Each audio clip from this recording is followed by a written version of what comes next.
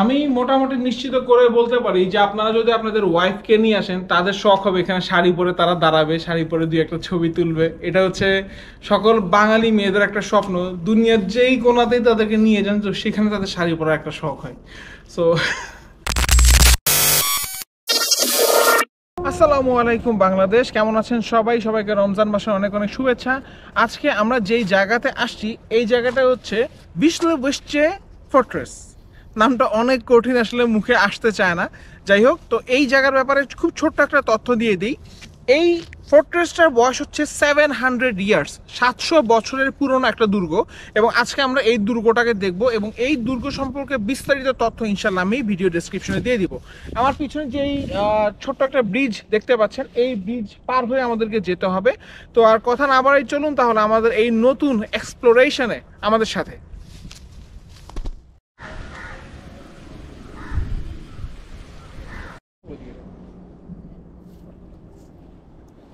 পানির কালারটা খেয়াল করছেন?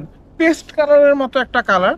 পানিটা কিন্তু ময়লা না। আর চারপাশে আমি জানি না আসলে এখানে হচ্ছে কাশফুলের বন দেখা যাচ্ছে, কিছু কাশফুল আছে, বাট পানিটার কালারটা এরকম উদ্ভট কেন আমি জানি না, কিন্তু পানিটা পরিষ্কার। দেখে কেমন জানি মানে শরবতের মতো লাগতেছে, হয়তো বা রোজা রাখছি এই জন্যই মনে হইতে পারে। তো আসেন ভিতর যাওয়া যায়। যারা হবিট মুভিটা দেখছেন, এই জায়গাটা দেখানোটা ওই হবিটের ঘরবাড়ির মতো মনে হয় না? আমার মনে হয় এখানে ওদের অন্যান্য প্রোগ্রামও হয়, কারণ এই যে কাঠের স্টেজের মতো করা আছে এখানে, আবার এদিকে ছোটোখাটো একটু বসারও জায়গা করা আছে। আমরা এখনো মূল ফোর্ট্রেসে যাই নেই, তার আগে আমরা ঘুরতেছি। ওই যে সামনে ওখানে আরেকটা হবিটের বাসা দেখা যায়, হবিটের বাড়ি। জায়গাটা সুন্দর। উইকেন্ডে চাইলে আপনারা ফ্যামিলি নিয়ে বাচ্চা কাচ্চা নিয়ে এখানে বেড়াইতে আসতে পারেন, আসার মতো একটা সুন্দর জায়গা। এই যে আমাদের সামনে হচ্ছে সেই 700 বছরের পুরনো ক্যাসেল বা ফোর্ট্রেস। আমরা এখন এখানে যাব ইনশাআল্লাহ। এখানে এন্ট্রি ফি যতটুকু জানি 37 পিয়ালেন। তারপর গিয়ে দেখি আসলে কতটুকু চায়। ফরচুনেটলি এইখানে ইংরেজিতে সুন্দর করে বর্ণনা দেওয়া আছে। 500 years of history, বাবা। Republic of Poland covers 11 hectare, 11 hectare জায়গার উপরে। Nice. And 500 years of history, garrisons military architecture, militaria, its crew and inhabitants. Nice nice. ডিজাইনটা দারুণ, কিন্তু খুব সুন্দর করে ডিজাইন করছে না? একটা অংশ পুরাটা হচ্ছে উন্মুক্ত সমুদ্রের জন্য, নদীর জন্য, আর বাকি অংশটা হচ্ছে ফোর্ট্রেস। ভালো লাগছে। এই যে এখানে দেওয়া আছে যে কোন দিন কয়টা থেকে কয়টা পর্যন্ত খোলা, এবং এই সময়টা আপনারা এখান থেকে দেখে সবাই ডিসাইড করতে পারবেন আপনাদের সুবিধা মতো কখন আসতে পারবেন না পারবেন, যদি আসতে চান আর কি। এই মুহূর্তে আমি যেখানে দাঁড়িয়ে আছি এটা হচ্ছে ফোর্ট্রেসের ভিতরে আমরা চলে আসছি। এবং এই জায়গাটা সবচেয়ে বেশি মানে অ্যাট্রাকশন ক্রিয়েট করে সকল ট্যুরিস্টদের কাছে। আমরা জানি না আসলে ভিতরে ঢুকে যায় কিনা, আমরা এখন ঢুকার চেষ্টা করব। এবং can you believe this place has like 700 years old? মানে 700 বছর আগে মানুষ কখনো চিন্তা করছে এরকম জায়গায় আমরা কেউ আসবো, বা ভবিষ্যতে মানে 1000 বছর পরে এই জায়গাটা থাকবে? মানে এই কথাটা বলার কারণ হচ্ছে আমাদের দেশে কিন্তু এরকম প্রচুর পরিমাণে কালচারাল ব্যাপার স্যাপার আছে যেগুলো যত্নের প্রয়োজন, যেগুলোকে ঠিকমতো যত্ন করতে পারলে হয়তো বা আমরাও কিন্তু প্রচুর পরিমাণে ট্যুরিস্টকে অ্যাট্রাক্ট করতে পারবো। তো এগুলো দেখে আসলে সেটাই আমি শিখতে পারতেছি যে যত্ন করলে রত্ন মিলে কথা আসলে কতটা সত্যি হতে পারে। ওকে, এই যে দেখা যাচ্ছে একদম চিকন একটা দরজা, আমরা এখন এটা দিয়ে ভিতরে যাওয়ার চেষ্টা করব। আমি শিওর না যে আমার সাইজ হবে কিনা। ওই যুগের মানুষজন তো ছিল পালোয়ানের মতো, যতটুকু জানতাম। এত ছোট দরজা দিয়ে তারা কি ঢুকতে পারতো? চলো দেখি। আল্লাহ, আমার জায়গা হয়েছে, ঠিক আছে। আমি বাংলাদেশে থাকতে এরকম একটা ফোর্ট্রেসে গেছিলাম। ওইখানে যা দেখছিলাম যেখানে সব গাঁজা টেরা ঘুমাইতেছে, এবং জায়গাটাকে ওরা জঘন্যভাবে ময়লা করে রাখছে। অথচ এই জায়গাটা কত সুন্দর পরিষ্কার। প্রথমে আমি এসে আসলে নিচে ওইটাই চেক করছিলাম যে এখানে আসলে নিচে ময়লা টাইপের কিছু আছে কিনা, যেখানে পাড়া দেওয়া যাবে না, বাট না, ওরকম কিছু ছিল না।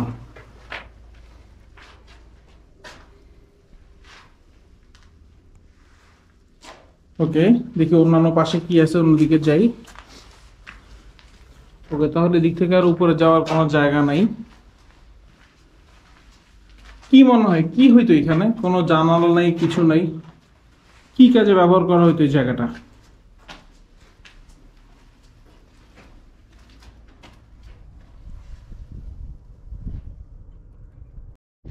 ওকে, প্রথমে আমরা ছিলাম হচ্ছে এই উপরের রুমে, এবার দেখি নিচের রুমটাতে কি আছে।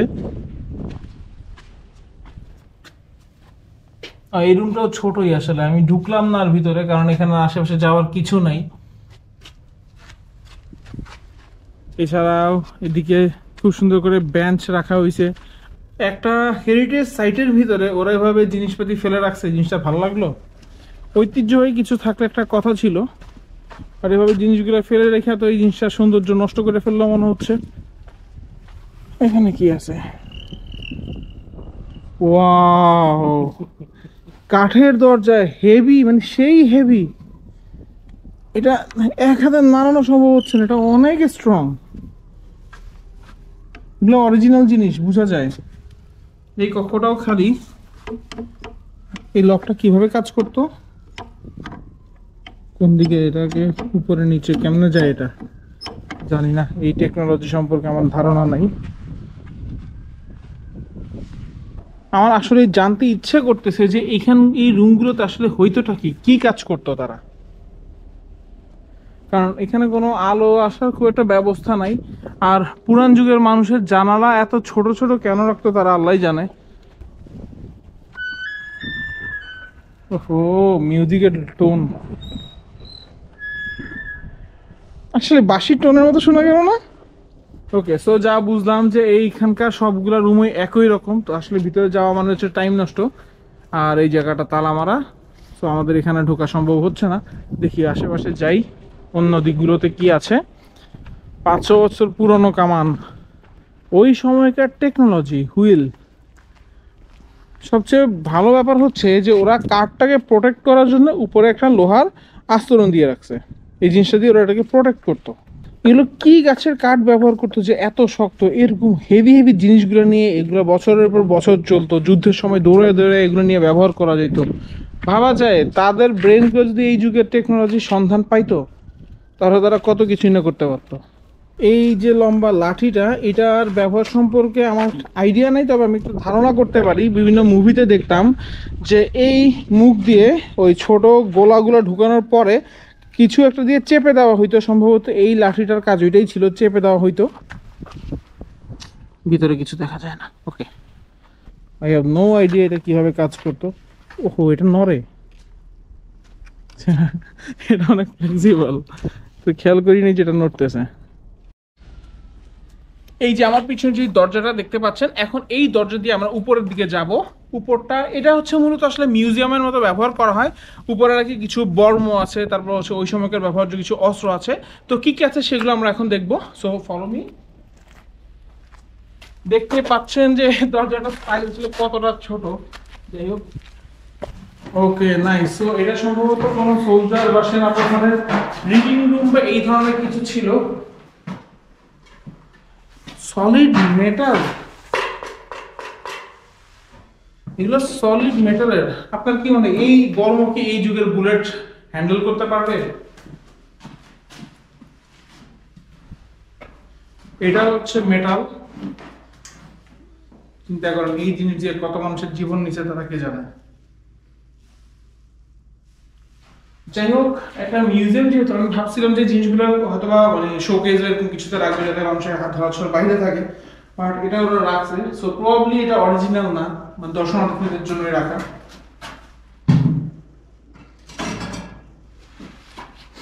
আর এই হচ্ছে বন্ধু, বের করা যাবে না লকড। যাক, সিনেমাতে নাটকে আমরা সবসময় যা দেখে আসছি ঐতিহাসিক জিনিস, অ্যাটলিস্ট ধরার একটা সৌভাগ্য হইল। দেখলাম যে আগের যুগের মানুষ আসলে কি নিয়ে যুদ্ধ করতো, কিভাবে মারামারি করতো। খুব প্রাউড ফিল করার কিছু নাই যদিও মারামারি যুদ্ধ বিদ্রোহ নিয়ে, তারপর জিনিসগুলো হচ্ছে ঐতিহ্যবাহী ঐতিহাসিক, এই জন্য আর কি এই জিনিসটা দেখে একটু মজা লাগলো। এটা অনেক হার্ড, তো অনেক হার্ড। আমি যখন কাকুতে বন্দুক চালানো শিখছিলাম তখন ওগুলা মানে বর্তমান যুগের মডার্ন ওয়েপন এগুলো অনেক সফট, বাট এটা বেশ হার্ড। ওকে, এটা সম্ভবত সিগারেট দানি বা এই টাইপের কিছু ব্যবহার করা হইতো মনে হয়। দাওয়া, এটা অবশ্যই পুরান যুগের না, এটা পুরাই আধুনিক যুগের একটা দাওয়া চেজগুলো। ওকে, এটা হচ্ছে রিডিং রুম। সম্ভবত সোলজার এখানে ঘুমাইতো, সেনাপ্রধানরা এখানে ঘুমাইতো। তো ব্যাপারটা হচ্ছে সুন্দর, দেখেন এই খাটটা যেভাবে বানানো হয়েছে এইভাবে হইলে যতই গড়াগড়ি করেন খাট থেকে পড়ার কোনো চান্স নেই। তো মাঝে মধ্যে যে আমরা স্বপ্ন দেখি যে আমরা বিছানা থেকে পড়ে যাচ্ছি বা কিছু হচ্ছে, ওই ধরনের ভয় পাইলে আসলে লাভ নেই, আপনি পড়বেন না, সবসময় এখানেই থাকতে পারতেছেন। আর হচ্ছে ওকে, এটা তাহলে এখানে ডিজাইন করতো, কারণ ওখানে যে বড়ের ছবি টবি দেওয়া এবং অস্ত্রের ছবি দেওয়া সম্ভবত ওই ডিজাইন বা এই ধরনের কিছু করার জন্য ব্যবহার করা হইতো। তবে এগুলো একটাও ওই 700 বা 800 বছরের পুরানো না, এগুলো হচ্ছে নতুন। কারণ হচ্ছে এগুলো জাস্ট প্রতীকী, অরিজিনাল জিনিসগুলো আসলে কাঠের জিনিস এত লং টাইম সংরক্ষণ করাটা ডিফিকাল্ট। সো আই বিলিভ এই জন্য এটা হচ্ছে প্রতীকী হিসেবে এগুলোকে রাখছে। আর এখানে কোনো একটা বাক্স আছে, এটা হচ্ছে 1628 সালের তারিখ দেওয়া, আমি জানি না এটা কি ওই সালের কিনা, খোলা যাবে না, এটা লক, এটা খোলা সম্ভব হইল না। ওকে, সো আমরা এখন আশেপাশে যেই কক্ষগুলো আছে ওগুলোর দিকে যাব।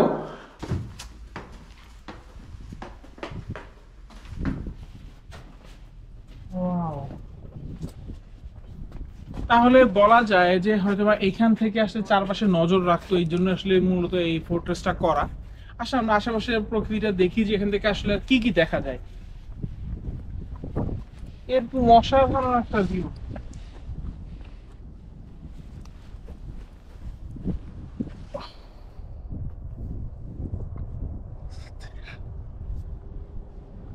ওই যুগের মানুষের হয়তোবা টেকনোলজিতে এত বেশি দক্ষতা ছিল না, কিংবা ওরা মানে চিন্তাধারায় বর্তমান সময় মানুষের মতো এতটা প্রশস্ত ছিল না, কিন্তু তাদের রুচি জ্ঞান দারুণ ছিল। চিন্তা করেন এত সুন্দর ভিউয়ের সামনে এত সুন্দর একটা ফোর্ট্রেস তারা বানাইছে। মানে এখান থেকে কতগুলো সুবিধা পাওয়া যেত। ফার্স্ট অফ অল বন্দর, এখান থেকে যে কোনো জিনিস পরিবহনের একটা সুবিধা পাইতো, ফ্রেশ বাতাসটা পাইতো। ইভেন যদি কোনো কারণে এই ফোর্ট্রেস আক্রমণ শিকার হইতো তাহলে হয়তো তাদের পালানোর জন্য এই জলপথ তারা ব্যবহার করতে পারতো। তো এক ঢিলে আসলে অনেক পাখি মারা সম্ভব ছিল এই লোকেশনটা থেকে, যেটা একটা দারুণ আইডিয়া আমার মনে হয়। তো চলেন আশেপাশে আরো ঘুরে দেখি আর কি কি দেখা যায় কোথায়। এই ক্যাসেলটা দেখে একবার আমার অ্যাসাসিন ক্রিডের কথা মনে পড়তেছে। আমি কল্পনা করতেছি যে এখান দিয়ে কত ঘোড়া আসতো, ঘোড়ার পিঠে করে কত সৈন্যরা আসতো, কত কিছু হইতো এই জায়গাটাতে। আল্লাহ জানে কত ইতিহাস এই জায়গাটার সাথে জড়িত। আমাদের দ্বারা কখনো জানা সম্ভবই হবে না যে কত সিক্রেট এই জায়গাটা লুকায় রাখছে। এই মুহূর্তে আমরা ওই উপরে যাওয়ার রাস্তাটা খুঁজবো। প্রথমে ভাবতেছিলাম যে ওই দিক দিয়ে যাবো না এদিক দিয়ে যাব। তো আরো দুইজন মুরব্বী উঠছিল, তাদেরকে দেখলাম যে নিচে নামা উপরে উঠে গেছে। তো আমরা এখন তাদেরকে ফলো করে নিচে নামবো, তারপর এখান থেকে উপরে যাবো। আসেন আমার সাথে। আচ্ছা, এই যে এখানে টেকনোলজি দেখা যাচ্ছে, ওরা লাইট দিয়ে দিছে। এটা কিন্তু 700 বছর আগের না, এটা হচ্ছে এই যুগের। ও এই মানে এখান দিয়ে রাস্তা আছে। এই জিনিসটা এখানে একটা ছোট্ট সুড়ঙ্গের মতো রুম আছে। এত ছোট দরজা, ওই যুগের মানুষের এত বড় সড়ো ছিল, তারা ছোট ছোট দরজা দিয়ে কেমনে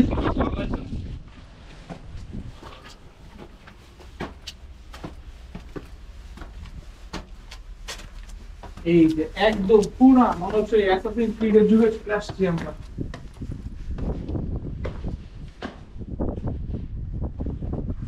ওয়াও, আমি মোটামুটি নিশ্চিত করে বলতে পারি যে আপনারা যদি আপনাদের ওয়াইফকে নিয়ে আসেন, তাদের শখ হবে এখানে শাড়ি পরে তারা দাঁড়াবে, শাড়ি পরে দুই একটা ছবি তুলবে। এটা হচ্ছে সকল বাঙালি মেয়েদের একটা স্বপ্ন, দুনিয়ার যেই কোনাতেই তাদেরকে নিয়ে যান তো সেখানে তাদের শাড়ি পরার একটা শখ হয়। সো পড়তে পারেন, সমস্যা নেই। দেখতেই পাচ্ছেন জায়গাটা পুরোপুরি খালি। মানে শহর থেকে একটু দূরে হওয়াতে আসলে এখানে এত বেশি ক্রাউডেড হয় না আমার যতটুকু ধারণা আর কি। আর এই জায়গাটা সম্ভবত এতটা ফেমাসও না, যে কারণে খুব একটা বেশি মানুষের আনাঘোনা নাই। তো যাই হোক, আমাদের এখন আরো বেশ কিছুটা জায়গা দেখা বাকি, আমরা তার এই জিনিসটা দেখতে থাকি। Follow me.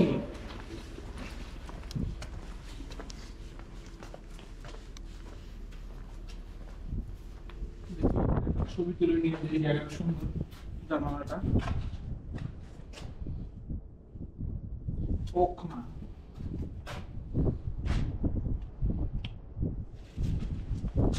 বর্তমান সময়ে ক্যামেরা যেভাবে উন্নত হচ্ছে, আসলে ডিজিটাল ক্যামেরার সাথে খুব সময় নেই, যেই সময় আসলে স্মার্টফোন টক্কর দেওয়া শুরু করবে। বাই দ্য ওয়ে, এই যে প্রত্যেকটা জায়গাতে এরকম সুন্দর করে বোর্ড দেওয়া আছে এবং এই বোর্ডে আপনার এই ক্যাসেল সম্পর্কে অনেক বেশি ইনফরমেশন পাবেন। আমার হাতে এত সময় নিয়ে আসলে এত কিছু পড়ার মতো তাই আমি এখন পড়লাম না। এমনিতেও ক্যাসেল সম্পর্কে যতটুকু সম্ভব তথ্য আমি আমার ভিডিও ডিসক্রিপশন অবশ্যই দিয়ে দিব। সোলজাররা যুদ্ধ করতে জানলা থেকে দাঁড়ায় দাঁড়ায় ঠাই ঠাই ঠাই এখান থেকে না হয়তো এখানে কামানো রাখতো, জানি নর্মালি তো আমরা নাটক সিনেমা থেকে আসলে যা জানি এগুলো কামানোর জন্য ব্যবহার করা হইতো। তাহলে এটা হচ্ছে ওরা রিপেয়ার করছে, ঠিক আছে, এটা হচ্ছে মেইনটেইন করা হয়েছে যে কারণে ছবি দিয়ে দিছে, ভালোই করছে। না তো আমরা ভাবতাম যে 700 বছরের পুরনো কাঠ এখনো এত সতেজ, না ভালো করছে, এরা কোনো মিথ্যাচার করে নেই। এই দরজাটা বন্ধ কেন নাকি? আচ্ছা দরজাটা খুলছে। ওকে, সো নেক্সট হচ্ছে আমরা এই চিকন যেই লম্বা খাম্বাটা আছে এই খাম্বাটায় যেটার উপরে আসলে পতাকা ছিল এটাতে আমরা যাব। অরিজিনাল দরজা, আমি খালি এগুলোর কোয়ালিটি দেখে অবাক হই। যুগের সাথে সাথে আসলে মানুষের শারীরিক অবস্থা চেঞ্জ হয়েছে তা না, আসলে জিনিসপাতির কোয়ালিটিও চেঞ্জ হয়েছে। এরকম হেভি মেটাল এখন আসলে পাওয়া যায় বলে আমার মনে হয় না, প্লাস এরকম কোয়ালিটির কাঠ ভাই সেই হেভি, এই কোয়ালিটি কোনো ক্যাচ কুচ নাই, কিছু নাই, শুধুমাত্র এটা টানতে গেলে তো একটা ওয়ার্কআউট হয়ে আছে। এখানে কিছুটা লাইটের ব্যবস্থা করা হয়েছে। ও এখানে ছোট রুম আছে,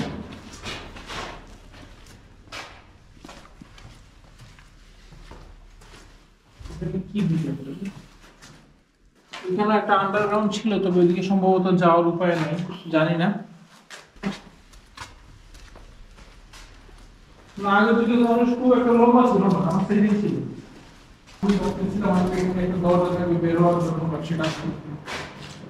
না জিনিসটা সুন্দর লাগছে। চিন্তা করেন একদম হচ্ছে র 700 বছর আগে মানুষ ইট ব্যবহার করতো এবং ইটের সাইজ গুলো দেখছেন আমাদের দিনের বর্তমান সময় ইটগুলো সে কতটা বড়, বেশ বিশাল বিশাল ইট, প্রশস্ততা দেখেন এতটুকু বড় বড় ইট, মানে আমাদের দেশীয় পাথরগুলোর সাইজ এতটুকু বড় এখনো হয়, তবে লম্বাটা দেখেন অনেক লম্বা লম্বা ইট। ওই যুগে সিমেন্ট, বর্তমান যুগে এত কিছু আমরা যে বানাই, ওই যুগের মানুষ কত ইজিলি জিনিসগুলো বানায় করতাম। মানে এই ধরনের জায়গাগুলো হচ্ছে আসলে আপনার ফিল করার জায়গা। ইতিহাস তো এটা হচ্ছে অনুভূতির জায়গা, আপনাকে অনুভব করতে হবে যে আপনি এখন যেখানে আছেন এবং এটার সাথে ওই সময়ের পার্থক্যটা কিরকম, কিভাবে পরিবর্তনগুলো হয়ে আসছে, তাহলে আসলে মূলত বুঝবেন যে এগুলোর গুরুত্বটা কিরকম। যদিও সবার কাছে আসলে এই ধরনের জায়গাগুলো ভালো লাগে না বা আগ্রহ পায় না ঘোরার জন্য, কিন্তু এগুলো থেকে যেই পরিমাণে শিক্ষা অর্জন করা সম্ভব, যারা আসলে এগুলো নিয়ে গবেষণা করে তারাই জানে যে এইখান থেকে কত ধরনের নতুন নতুন আইডিয়া বের করা সম্ভব। এই মুহূর্তে আমরা দাঁড়িয়ে আছি হচ্ছে লাইট হাউসের সামনে এবং এটা হচ্ছে বলা যায় লাস্ট অ্যাট্রাকশন এই জায়গাটার। তো এটা আসলে কতটুকু উপরে ওঠা সম্ভব আমরা জানি না, বাট ট্রাই করবো উপরে ওঠার জন্য। এত বিশাল বিশাল দরজাগুলা দেখলে আমি মানে ইমপ্রেসড হয়ে যাই যে ওই সময়ে মানুষ কত হেভি কাজ করতো, কত স্ট্রং প্রোটেকশন ছিল, আর যুদ্ধের সময় এগুলো ভেঙে ফেলাইতো তারা, এগুলো ভেঙে ভেঙে ঢুকে যেত। What's your head? এখানে খুব ছোট্ট একটা সিঁড়ি আছে, 500 years. ওকে, নাও আমি লিটল বিট কনফিউজ বিকজ ইন্টারনেটে একবার দেখাচ্ছে যে 700 বছর, বাট এখানে আমরা দেখতে পাচ্ছি 500 বছর, বাট স্টিল আমি শিওর না কোনটা আসলে রাইট, বিকজ যখন এটা করছে এরপরে অনেক সময় চলে গেছে, সো অবশ্যই এটা 500 বছর না, 535, 40, 37 বছর হইতে পারে, বাট 700 না হওয়ার সম্ভাবনা বেশি। তো যেটাই হোক এটা ঐতিহাসিক, এটা হচ্ছে কনফার্ম, বাট জানি না কত। এখানে হচ্ছে 1539 এর সময় দেওয়া, আবার এখানে দেওয়া আছে watch tower in 1372 for documented. তো প্রত্যেকটা ফ্লোরেই কিছু কিছু তথ্য ইনফরমেশন অ্যাড করা আছে, ওইখানে যা ছিল এখানে ওইরকম নাই। Guarding the fairway. One of the most important duties of the crew of the fortress was to maintain and protect the fairway from the mouth of the Vistula to the port of Gdansk, so called for water. Okay, so এখান থেকে অপোজিটে আমরা যেটা দেখতে পাচ্ছিলাম যে port, সেটাই হয়েছে হচ্ছে ভিস্তুলা রিভারের পোর্ট বা গেডান্স্ক পোর্ট, বর্তমানে যেটা আমরা গেডান্স্ক পোর্ট হিসেবে চিনি। এই যেখানে ওই সময়কার একটা চিত্র অঙ্কন করে দেওয়া হয়েছে, আর এখানে হচ্ছে সেই পোর্ট সম্পর্কে আরো কিছু তথ্য আছে, পড়ার সময় নেই, উপরে যাব। এইখানেও প্রচুর ইনফরমেশন আছে, আমরা এই ইনফরমেশনগুলো থেকে এই মুহূর্তে নজর দিব না, আমাদের সময় কম। আমরা সর্বোচ্চ চূড়ায় চলে আসছি। এখান থেকে মোটামুটি পুরো শহর, পুরো এরিয়াটাই দেখা যায়। দারুণ একটা ভিউ।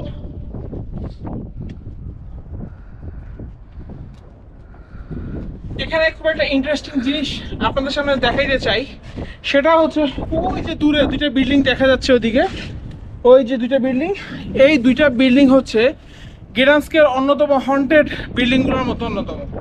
কারণ হচ্ছে যখন এই প্রথম পোর্টটা চালু করা হয় সেই সময় এখানে বেশ কিছু দুর্ঘটনা ঘটে।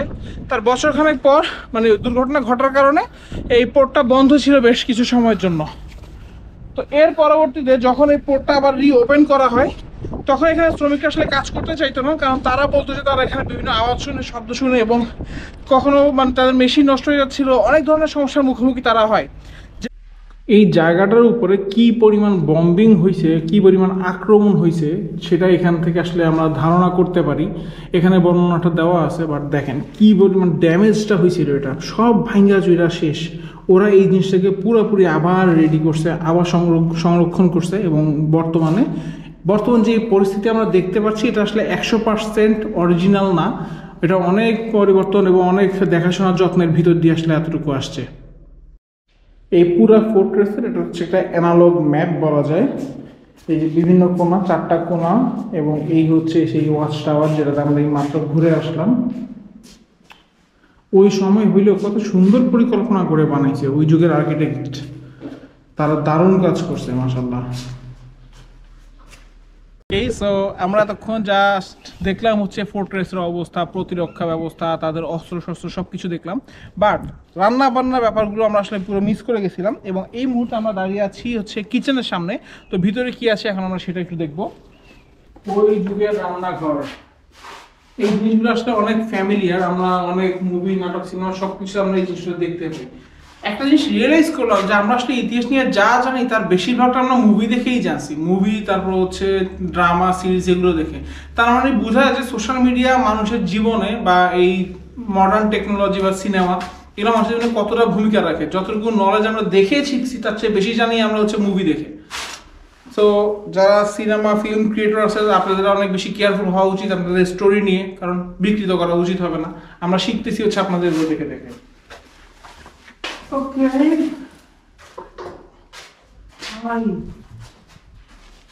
এই করে ডিম ভাজা যাবে? এটা হিউজ ওজন, এটা ওজন কম করে হলো 7 থেকে 8 কেজি, অনেক ওজন।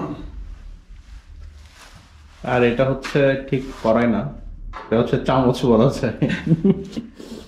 এগুলো কি ছাকনি ছিল মনে হয়, এটা হ্যাঁ ছাকনির মতো জিনিস, সব ছিদ্র করা, অনেক ভারী, অনেক ভারী এগুলো। না কারণও আছে তো, আপনার প্রায় 100-200 মানুষের জন্য রান্না বান্না করা লাগতো। তখন পুরো ক্যাসেল ভর্তি মানুষের জন্য রান্না করতো। আর এই হচ্ছে এটা কি মানে এক্সস্টের ব্যবস্থা করছিল এইভাবে, দারুণ তো। যদিও টানতো মানে ন্যাচারালি যতটুকু উঠতো, এখনকার যেমন আমাদের ঘরে মেশিন থাকে, মেশিনটা ধোঁয়াটাকে টেনে নিয়ে যায়, তখন টানাটানির ব্যবস্থা ছিল না, এটা অটোমেটিক যেভাবে উঠতো। তো এগুলো হচ্ছে এই যে কড়াই, বিশালটা আসলে এখানে আছে, অনেক কড়াই, চামচ দেখা গেল। তো ওই পাশে হচ্ছে সম্ভবত ডাইনিং টেবিল বা ডাইনিং স্পেস, আমরা একটা দিকে যাবো। ওয়াও, পুরাই ওয়াও। মাঝখানে আমরা যে অংশটা পার করে আসি সেখানে হচ্ছে আসলে তাক, ওখানে হচ্ছে আমরা মিডসিফ যেটা বলে, বা আমরা যেভাবে র্যাকের ভিতরে জিনিসপাতি রাখতাম ক্রোকারিজ গুলো, ওরকম রাখার মতো ব্যবস্থা, তাই ওইটা অন্ধকারের ভিতরে সময় কাটাইলাম না। তো এই হচ্ছে তাদের হচ্ছে ডাইনিং স্পেস, যেমন হয় দরজা লক, হ্যাঁ লক। এখানে হচ্ছে এটা স্টোর রুমের মতো, ভিতরে ওই ড্রামটা ভাঙকে দেখা যায়, তো এটা হচ্ছে স্টোর রুম।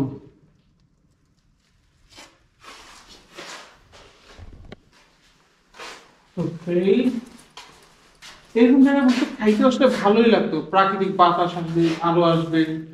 চিন্তা করেন টেকনোলজি থেকে বাইরে, না আছে বিদ্যুৎ, না আছে কিছু, আপনার সোশ্যাল মিডিয়াতে টাইম নষ্ট করার কিছু নাই, যেখানে বসতেন ফ্যামিলি, ফ্রেন্ডস, আত্মীয় স্বজনের সাথে, ওদের বন্ডিংটা কতটা সুন্দর মতো গ্রো করতো। আমাদের আজকের এই ক্যাসেলের ট্রাভেলিংটা এই মুহূর্তে এখানেই শেষ। তো এই জায়গাগুলোতে আসলে কেন ঘোরাটা ইম্পর্টেন্ট সেটা আমি বলবো। কারণ হচ্ছে দেখেন, যারা এই জিনিসগুলো বানাইছিল ওই সময় তাদের ক্ষমতা অনেক ছিল, বর্তমান মানুষের তুলনায় তারা অনেক বেশি ক্ষমতাশালী ছিল, শারীরিকভাবে শক্তিশালী ছিল, তাদের ওই সময়ের হিসেবে তাদের পাওয়ারের দিক থেকে তারা অনেক বেশি প্রভাবশালী ছিল। কিন্তু দিন শেষে এখন শুধু এই স্থাপত্যগুলোই রয়ে গেছে, তারা কিন্তু আর নাই। তো আমরা এই বর্তমান সময়ে যারা পয়সার অধিকারী, আমাদের অনেক শারীরিক সামর্থ্য আছে, আর্থিকভাবে আমরা ক্ষমতাশালী, অনেক পলিটিক্যাল পাওয়ার আছে, দিন শেষে কিন্তু আসলে কোনো কিছুই ম্যাটার করে না।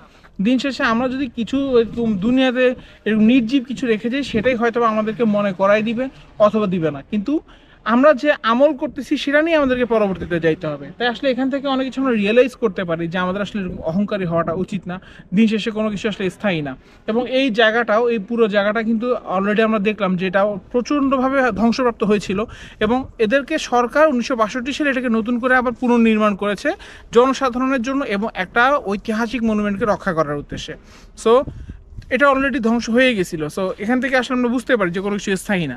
তাই আমাদের আসলে অনেক বেশি সচেতন হওয়া উচিত আমাদের কাজকর্ম নিয়ে, আচরণ নিয়ে। আমাদের কোনো আচরণে যাতে মানুষ কষ্ট না পায় এবং ক্ষমতার জন্য আমরা অপব্যবহারটা না করি।